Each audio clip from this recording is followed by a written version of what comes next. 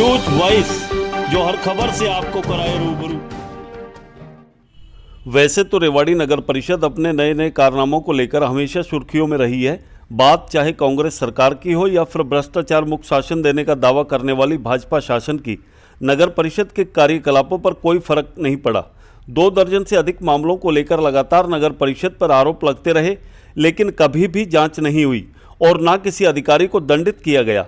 हमेशा उठने वाले मामलों को समय रहते दबा दिया गया। अभी कुछ दिन पूर्व ही नगर परिषद के एक ठेकेदार ने नप अधिकारियों पर कमीशन खोरी का आरोप लगाया, लेकिन वो मामला भी बिना जांच के ही दबकर रह गया।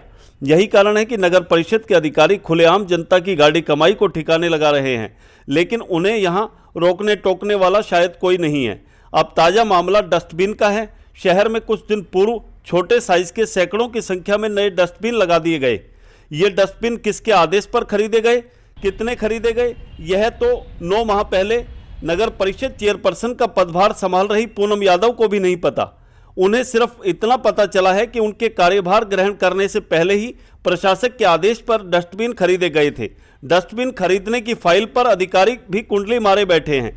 लाख पूछने के बावजूद अधिकारी मुंह खोलने को तैयार नहीं है। शहर में नए डस्टबिन लगाने के बाद अच्छी हालत में लगे डस्टबिन को उखाड़कर खुले आसमान के नीचे पटक दिया गया। मानसून की पूरी बरसात खुले में पड़े डस्टबिन पर पड़ती रही। डस्टबिन जड़ खाते रहे और अधिकारी चैन की बंसरी बजाते रहे। मामला इतना ही नहीं है, शहर को सिंगापुर बनाने के लिए सिंगापुर की तर्ज पर 8 स्थानों पर अंडरग्राउंड डस्टबिन लगाए गए थे। बताया जाता है कि प्रत्येक डस्टबिन की लागत 9 लाख रुपए थी। करीब 72 लाख रुपए लगाने के बाद अंडरग्राउंड डस्टबिन तो लगा दिए, लेकिन इन्हें उठाने के लिए लिफ्ट नहीं लगाई गई।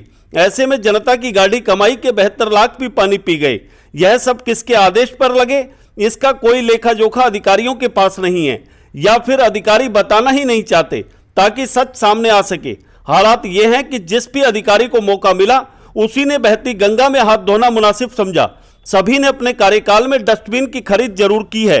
अब चेयरपर्सन कह रही हैं कि खुले आसमान के नीचे पड़े डस्टबिन की रिपेयर कराई जाएगी, लेकिन पिछले 1 साल में सैकड़ों की संख्या में ये डस्टबिन खुले आसमान के नीचे जर खा रहे हैं। और तो और शहर की सड़कों पर पड़ी मिट्टी को साफ करने के लिए करीब 1 करोड़ की मशीन सिंगापुर से मंगाई गई थी, लेकिन यह भी नगर परिषद में खड़ी अपनी शान बढ़ा रही है।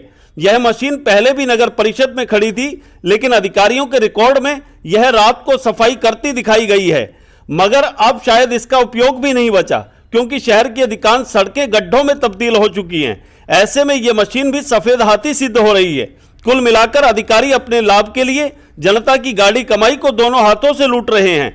अगर जांच की बात करें तो भाजपा के एक वरिष्ठ नेता ने नगर परिषद के क्रियाकलापों की जांच कराने को लेकर मुख्यमंत्री से लेकर प्रधानमंत्री तक शिकायत भेजी थी, लेकिन बरसों बीतने के बावजूद सरकार ने उनकी शिकायत को ठंडे बस्ते में ही डाल दिया।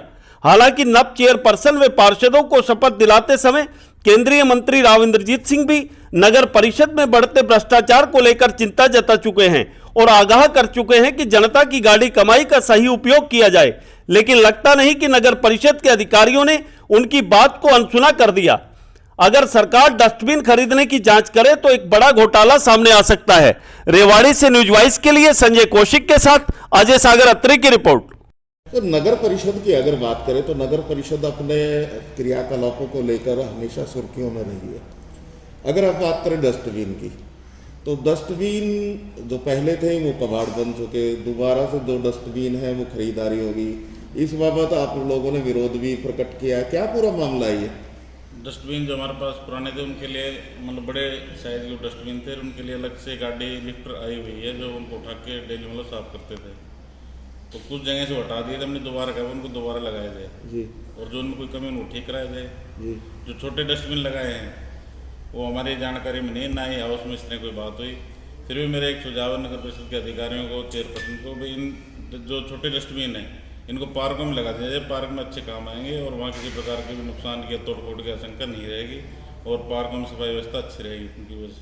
जो डस्टबिन पहले जिस टाइम में आपके लगे हुए थे, जो आप बता रहे हैं, वो पर्याप्त मात्रा में थे, ठीक कंडीशन में थे, उनको हटाकर ये छोटे बड़े लगाए। तो ये इसकी वजह का तो नहीं पता, लेकिन कई जगह जैसे बड़े थे हम दोबारा बड़े रखवाए हैं और जो भी उनमें कमी है उनको दोबारा ठीक करा के बड़े ये बार बार इस तरह का कोई घालमेल का कोई सौदा है कि बार बार डस्टबिन हटाए जाते हैं, इसकी जो है टेंडर करके फिर ले आए जाते हैं। जो ये सब प्रशासक के समय की बातें हैं, उस टाइम तक क्या क्या क्या नहीं किया। बड़े डस्टबिन उन्होंने खरीदे थे, जो अंडरग्राउंड डस्टबिन लगाए थे वो भी उनका भी कोई यूज हाउस में आप इस मुद्दे को रखेंगे कहीं ना कहीं? नहीं, हाउस में हम तो यही सुझाव रखेंगे, डस्टबिन जो खरीद लिए, पैसा तो यूज हो चुका है, पैसा तो वापिस आ नहीं सकता, उनको आप जो पार्क है उनमें लगवा दो, उनको देखने में सुंदर लगते हैं पार्क में, मतलब टूटने की। कितने में ये खरीदे हैं अगर आपको क्या कुछ अभी हो रहा है? अब डस्टबिन जो पुराने वाले डस्टबिन थे उनको तो दरअसल क्या है कि ठीक रिपेयर करा के वापस से लगाया जा रहा है शहर में जी। और कुछ नए डस्टबिन जो पहले से रखे हुए थे उनको भी जगह जगह पे लगाया गया है। ये जो काफी दिन से जो अब जो शहर में लगाए गए डस्टबिन, ये भी कूड़ेदान में थे। आपने जैसे ही चार्ज संभाला है तो उसके बाद में आप लोगों ने ये लगवाए थे, तो ये इससे पहले खरीदे गए थे, कितने में ये खरीदे गए थे, किन लोगों ने इसकी परचेजिंग की थी? ये पहले से ही खरीदे गए थे, इसके बारे में मुझे नॉलेज नहीं है, लेकिन ये पहले से हमारे आने से पहले से ही खरीदे गए थे। आपने आज देखा होगा कि खुद इनके भाजपा के जो जिला अध्यक्ष हैं वो ये बात कह रहे हैं कि जो अफसर है हमारी बात नहीं सुनते। तो हमारी तो चलो ठीक है कि अफसर नहीं सुनते हैं, विपक्ष के अंदर है, पर इनके स्वयं के नेता, इनके विधायक आज ये कह रहे हैं कि अधिकारी इनकी बात नहीं सुनते। मुझे लगता है कहीं ना कहीं, जो मैं हमेशा से कहता हूं कि प्रशासन के ऊपर जो पकड़ है कम है इस सरकार की, वो आज हम सब लोगों को देखने को मिली। आप लोगों ने भी देखा होगा जब खुद इनके जिला अध्यक्ष ने ये बात कही कि अधिकारी हमारी बात नहीं सुनते, तो कहीं ना कहीं इससे पता चलता है कि कितनी जो हालत है वो कितनी खराब है।